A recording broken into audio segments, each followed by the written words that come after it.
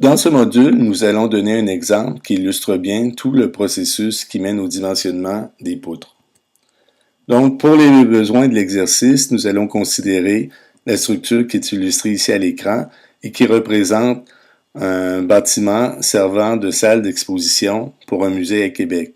Donc, on voit que c'est une structure très simple où on a une structure qui fait 22 mètres de longueur par 8 mètres de large. Dans le sens de la longueur, on a 3 travées. On a 2 travées de 8 mètres et une travée en porte-à-faux de 6 mètres. Donc, on a un porte-à-faux important. Et sur le sens de la largeur, bon, on a une seule travée de 8 mètres. On considère que l'étage fait 3 mètres de hauteur. On va aussi considérer que le toit et les planchers sont construits avec un platelage de bois de 90 mm d'épaisseur qui repose sur une série de poutres et de poteaux en bois lamelé collé. Le plancher est recouvert de dalles de pierre de 20 mm d'épaisseur et le toit est protégé par une membrane imperméable. On considère également qu'on a un mur rideau en verre qui va ceinturer tout le bâtiment. Et donc, le problème qu'on veut résoudre dans cet exemple, c'est de dimensionner les poutres qui soutiennent le plancher. Donc, c'est les poutres qui sont identifiées ici à l'écran. La première étape consiste à estimer les charges mortes. Donc, si on commence avec le toit, au toit, on va avoir le platelage de bois. Donc, on sait que la masse volumique du bois est égale à 5,5 kN par mètre cube si on consulte le tableau approprié, multiplié par l'épaisseur du platelage, 0,09 m, qui va nous donner une charge de 0,5 kN par mètre carré. On va ajouter à ça le poids de la membrane imperméable, qui est égal à 0,3 kN par mètre carré si on consulte aussi le tableau approprié. Puis finalement, on va ajouter les charges de mécanique. Dans ce cas-là, la mécanique ne sera pas très importante. Donc, on va considérer que 0,25 kN par mètre carré, c'est une estimation raisonnable des charges de mécanique. Si j'additionne ces trois valeurs-là, je vais trouver que la charge morte totale qui va s'appliquer sur le plancher, le W indice D, va être égal à 1,05 kN par mètre carré. Je vous rappelle que ça correspond approximativement à une charge de 105 kg par mètre carré. Donc, ça nous situe un peu l'ordre de grandeur du poids du toit. Si on passe maintenant au plancher, on va toujours avoir le platelage de bois. Donc, on va toujours avoir 5,5 kN par mètre cube fois l'épaisseur du platelage, 0,09 m, qui va nous donner 0,5 kN par mètre carré, le poids du platelage en bois. On va ajouter à ça le revêtement de pierre. Donc, la pierre, si on consulte aussi le tableau approprié, on a une masse volumique qui est assez grande. On a 27 kN par mètre cube, fois l'épaisseur de nos plaques de pierre, 0,02 m. Donc, ça va nous donner une charge de 0,55 kN par mètre carré. Dans ce cas-là, on s'aperçoit que même si la pierre n'est pas très épaisse, elle est aussi lourde, même un peu plus lourde que le platelage en bois. Et puis, on va toujours ajouter les charges mécaniques qui sont toujours égales à 0,25 kN par mètre carré, comme pour le toit. Donc, en additionnant ces trois charges-là, on va trouver W indice D, la charge morte, qui va être égale à 1,3 kN par mètre carré sur le toit. Et puis, on va avoir pour le mur qui ceinture le bâtiment, on a un mur rideau en verre. Donc, si on consulte toujours là le tableau approprié, on va trouver que pour un mur rideau en verre, la charge morte W indice D est égale approximativement à 1,2 kN par mètre carré. Maintenant, nous allons estimer les charges vives.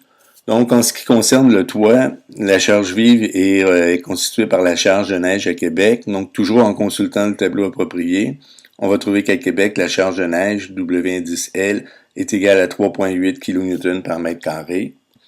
Et pour le plancher, on va considérer comme charge vive la charge d'utilisation. Donc, comme on est dans un musée, encore là, en consultant le tableau approprié, on va trouver que la charge vive, W indice L, va être égale à 4,8 kN par mètre carré. Après avoir estimé les charges mortes et les charges vives, je peux maintenant passer au calcul des charges majorées. Donc, la première étape, avant de calculer les charges majorées, consiste à tracer le diagramme de corps libre de ma poutre. Donc, c'est ce que j'ai reproduit ici à l'écran. Donc, si on regarde ce diagramme, on constate que j'ai une poutre qui repose sur 3 appuis. Donc, j'ai une poutre qui est hyperstatique, avec 2 travées de 8 mètres et une travée en porte-à-faux de 6 mètres à l'extrémité droite. Je remarque aussi que ma poutre va supporter une charge uniformément répartie, petit w, qui est représenté en rouge ici à l'écran et qui correspond à la charge de plancher, et également une charge concentrée à l'extrémité du porte-à-faux, à l'extrémité droite de ma poutre, que j'ai représentée ici par la force P, représentée en bleu. Et cette charge concentrée-là correspond en fait à la réaction d'appui du poteau qui est situé à l'extrémité du porte-à-faux et qui supporte la toiture. Donc, ma charge P va être associée à la charge de toiture. Donc, si je calcule mes charges totales majorées, je vais commencer par le plancher. Donc, dans le cas du plancher, ma charge totale majorée, W indice F, va être égale à 1,25 fois ma charge morte plus 1,5 fois ma charge vive. Donc, dans ce cas-là, je vais avoir 1,25 fois ma charge morte qui est égale à 1,3 kN par mètre carré, plus 1,5 fois ma charge vive, qui est la charge d'utilisation, qui est égale à 4,8 kN par mètre carré. Donc, ça me donne une charge totale majorée de 8,8 kN par mètre carré. Si je passe maintenant au mur, dans le cas du mur, je n'aurai pas de charge vive, je n'ai pas de charge vive associée au mur, j'ai uniquement une charge morte. Donc, ma charge totale majorée va être égale à 1,25 fois ma charge morte, donc 1,25 fois le poids du mur, qui est égal à 1,2 kN par mètre carré. Donc, ça va me donner une charge totale majorée de 1,5 kN par mètre carré. Et finalement, il y a la toiture. Donc, pour la toiture, j'ai ma charge totale pondérée W indice F qui est égale à 1,25 fois la charge morte de la toiture, que j'ai calculé précédemment égale à 1,05 kN par mètre carré, plus 1,5 fois la charge vive, qui est dans ce cas-là la charge de neige, qui est égale à 3,8 kN par mètre carré, donc qui donne une charge totale majorée de 7 kN par mètre carré. Je peux donc maintenant calculer ma charge W, ma charge uniformément répartie, qui va solliciter ma poutre sur toute sa longueur. Donc, ma charge W va être égale à la charge de plancher plus la charge de mur.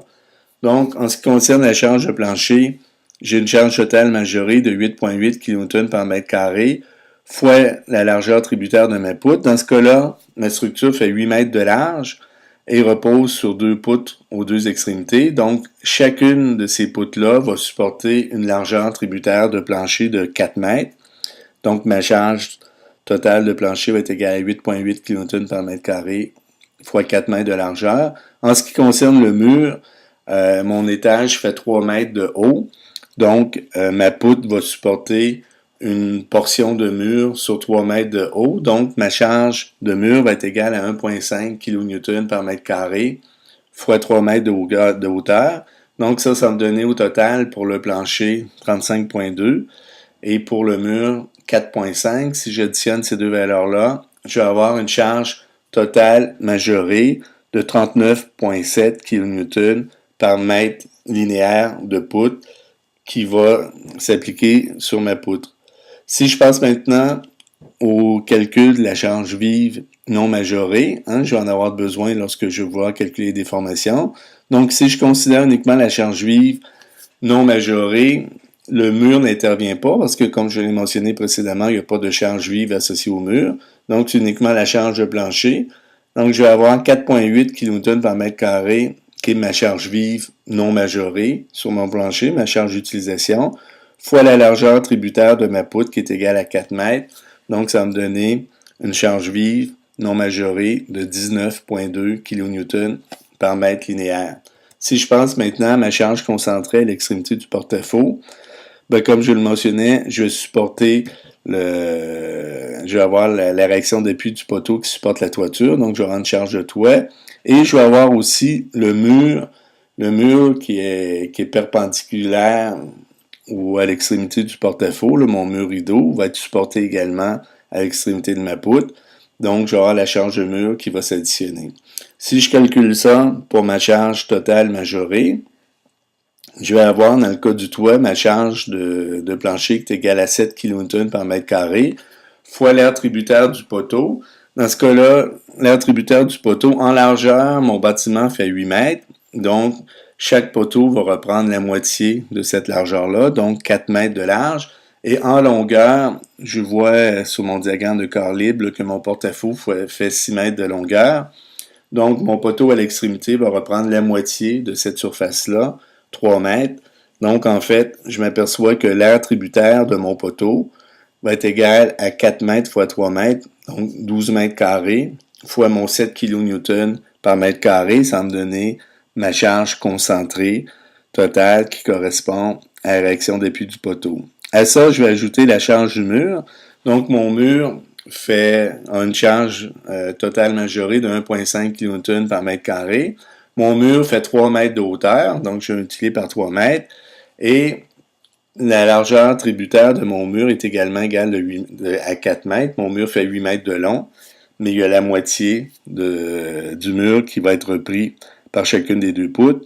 Donc, chaque poutre va prendre une longueur de mur égale à 4 mètres. Donc, ça me donne une charge totale pour le mur qui est égale à 1,5 kN par mètre carré, fois 3 mètres, fois 4 mètres.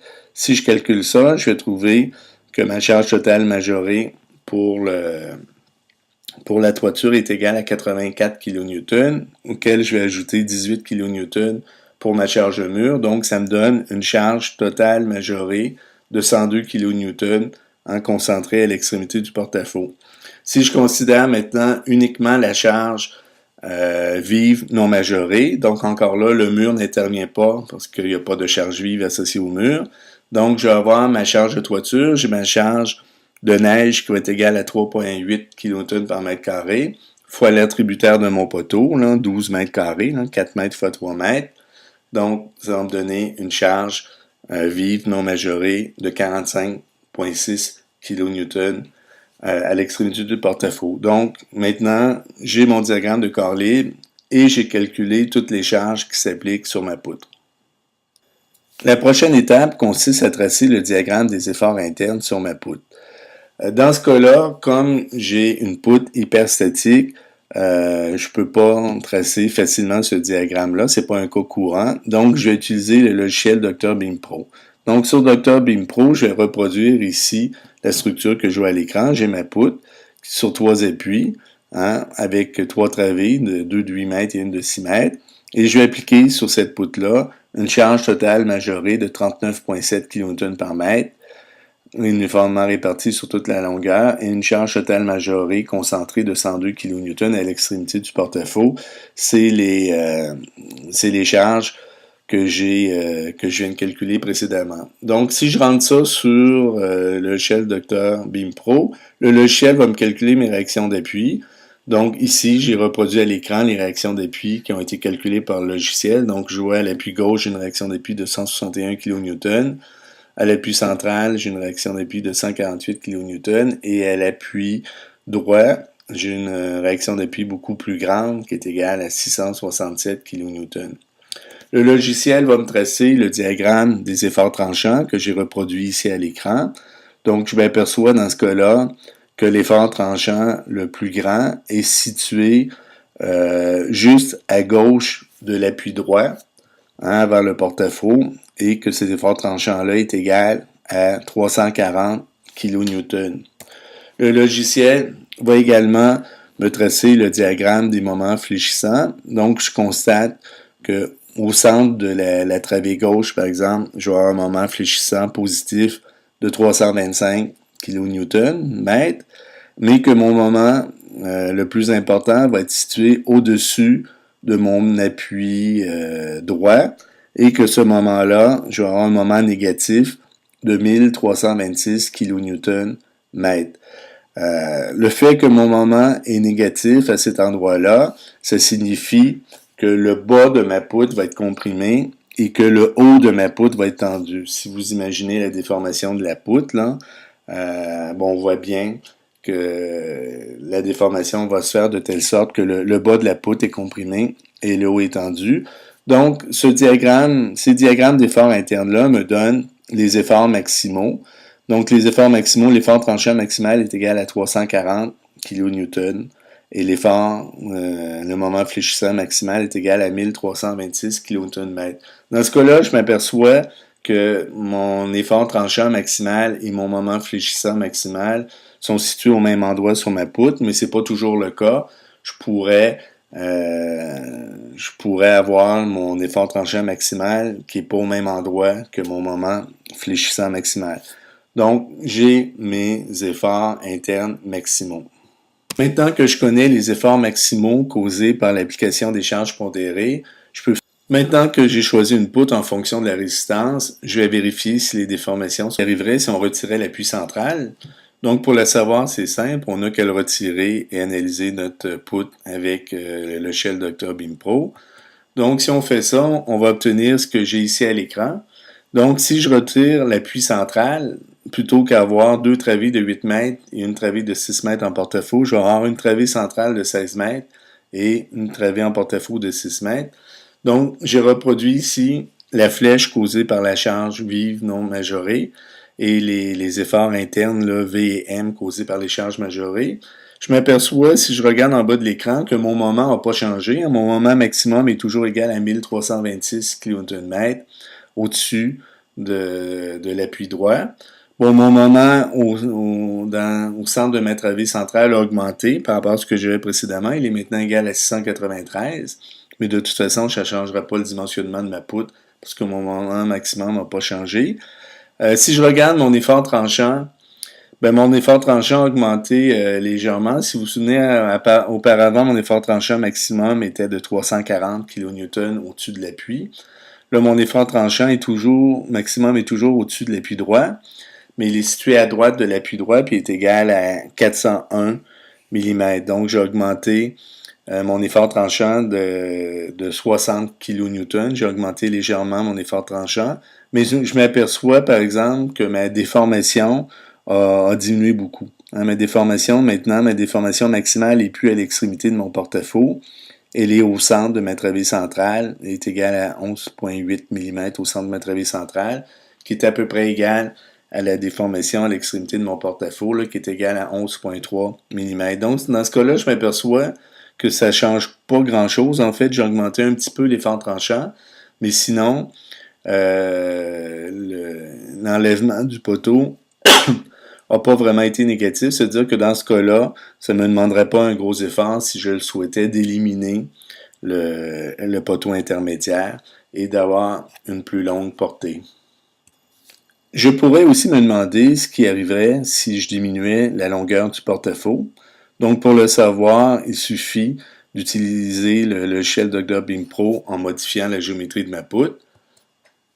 Donc, j'ai reproduit ici à l'écran les résultats obtenus lorsque je diminue mon porte-à-faux de 6 mètres à 3 mètres. Donc, auparavant, mon porte-à-faux faisait 6 mètres.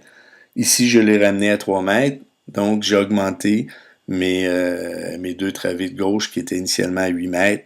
Je les ai augmentés à 9,5 mètres et j'ai ici à l'écran les résultats obtenus. Donc, je constate que si je regarde mon effort tranchant est réparti beaucoup plus uniformément que précédemment. Et dans ce cas-ci, mon effort tranchant maximum est égal à 223 kN et il est maintenant situé au-dessus de l'appui central. Donc, si je me souviens précédemment, j'avais un effort tranchant de 340 kN. Donc, j'ai réduit mon effort tranchant de façon appréciable. Si je regarde mon moment fléchissant, ben, le gain est dans ce cas-là beaucoup plus spectaculaire. Donc, je m'aperçois que mes moments sont répartis de façon beaucoup plus uniforme sur toute la longueur de la poutre. Et j'ai mon moment maximum qui est toujours au-dessus de l'appui droit, mais qui, dans ce cas-là, est égal à 484 kN/m, comparativement à 1326 dans le cas précédent. Donc, je m'aperçois que j'ai diminué de façon extrêmement importante mon moment au-dessus de l'appui. Si je regarde les flèches causées par les charges vives non majorées que j'ai reproduit ici en haut de l'écran, c'est toujours pour le même profilé, c'est-à-dire pour une poutre en bois lamelé collé qui ferait 265 mm de largeur par 1254 de hauteur. Ben, je m'aperçois que dans ce cas-là, ma flèche a diminué beaucoup. Dans le cas précédent, j'avais pratiquement 25 mm.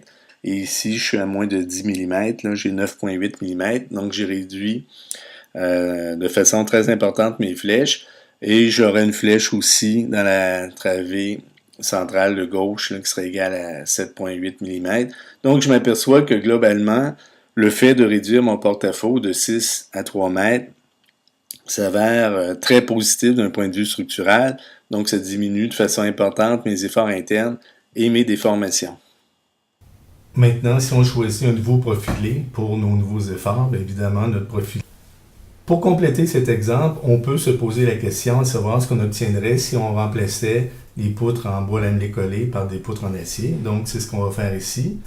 Donc, pour les poutres qu'on a déjà dimensionnées précédemment, on a les mêmes efforts. Donc, si on veut choisir un profil en acier, on va aller dans la table de sélection des profils en acier. J'ai reproduit ici à l'écran à droite une partie du tableau de sélection. Donc, en fait, mes efforts sont les mêmes. J'ai un moment MF de 484 kN/m.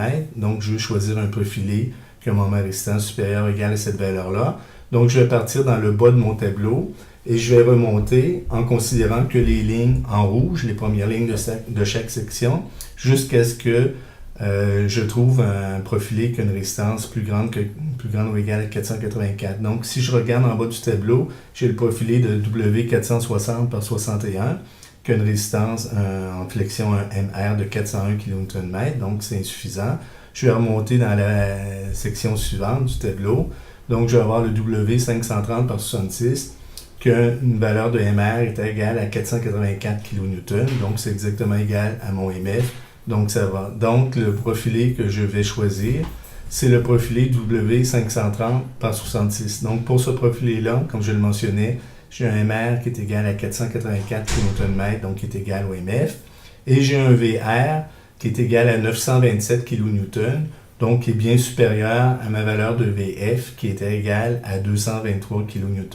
Donc, dans ce cas-là, contrairement à ce que j'avais dans le cas du bois lamelé collé, le dimensionnement de ma poutre va être largement gouverné par le moment fléchissant et l'effort tranchant. Dans ce cas-là, j'ai une résistance bien supérieure à ce qui est requis. Comme je l'ai déjà mentionné, c'est à peu près toujours le cas en acier. En acier, c'est à peu près toujours le moment fléchissant qui est le facteur le plus contraignant. Maintenant, il me reste à calculer les déformations dues aux charges vives non majorées. Donc, je vais aller dans Dr. Beam Pro. Je vais reprendre ma poutre avec la charge vive non majorée et je vais changer les propriétés géométriques de ma poutre. Donc, dans ce cas-là, je vais changer deux choses. Je vais changer le module élastique. Donc, je vais remplacer le module élastique du bois qui était égal à 13,1 gigapascal. Je vais remplacer ça par le module élastique de l'acier qui est égal à 200 gigapascal dans le menu là, Info sous Beam Properties. Et puis, je vais changer aussi les propriétés géométriques de mon profilé. Dans ce cas-là, le logiciel Dr. Beam Pro a déjà une base de données intégrée avec les principaux profilés utilisés en Amérique du Nord. Donc, comme le logiciel fonctionne dans le système anglais, c'est la désignation dans le système impérial.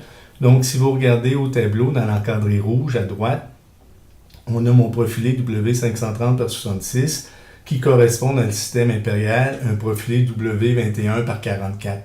Donc, lorsque je vais aller dans Dr. Beam Pro, j'ai sous Info, j'ai un menu Style Section que j'ai représenté ici en bas à droite. Donc, dans ce menu-là, je vais aller choisir la famille des profilés. C'est ce qu'on voit, c'est ce que vous voyez ici dans le petit carreau en bas à droite de l'écran. La famille des profilés W21. Et ensuite, j'ai un menu déroulant où je vais choisir le profilé W21 x 44.